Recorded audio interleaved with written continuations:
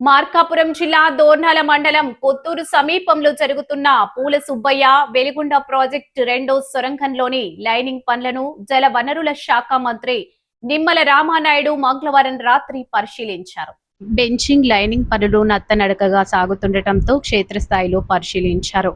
4 గ్యాంట్రీలో పనిచేస్తున్న కార్మికులతో మాట్లాడారు. లక్ష్యంలోగా పనులు పూర్తి చేయాలని ఇంజనీరింగ్ అధికారులకు సూచించారు.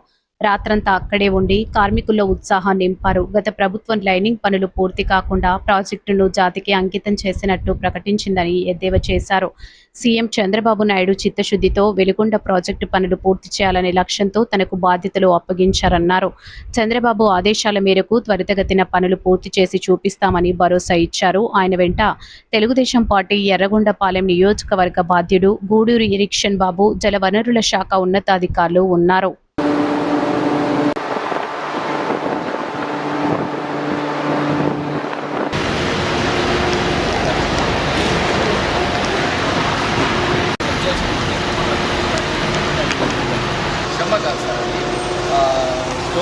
ఆయన మరి జాతికి అంకితం అని చెప్పి ఈ యొక్క జిల్లాని కానీ ఇక్కడ రైతులు కానీ ఎంత మోసం ఎంత దగా చేశాడో ఇవాళ ఈ టన్నెల్ బోరింగ్ మిషన్ ఇక్కడ చిక్కుకున్నటువంటి విషయాన్ని చూస్తేనే మనందరికీ కూడా స్పష్టంగా అర్థమవుతున్నటువంటి పరిస్థితి.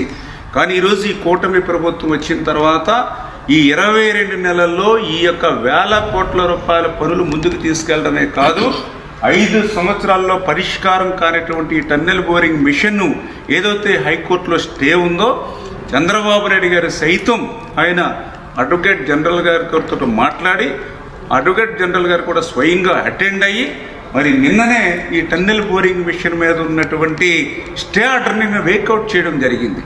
దానివల్లే ఇప్పుడు ఈ టన్నెల్ బోరింగ్ మిషన్ని ఇప్పుడు వెలికి తీయడానికి మనకు మార్గం దొరికింది.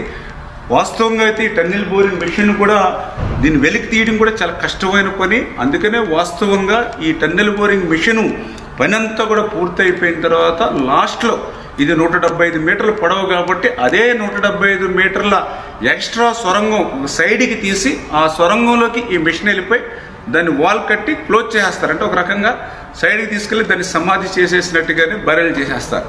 కానీ ఇది కదిలేటువంటి పరిస్థితి లేదు కాబట్టి ఇప్పుడు దీన్ని డిస్మాండిల్ చేసి బయటకు తీసుకెళ్ళాలి.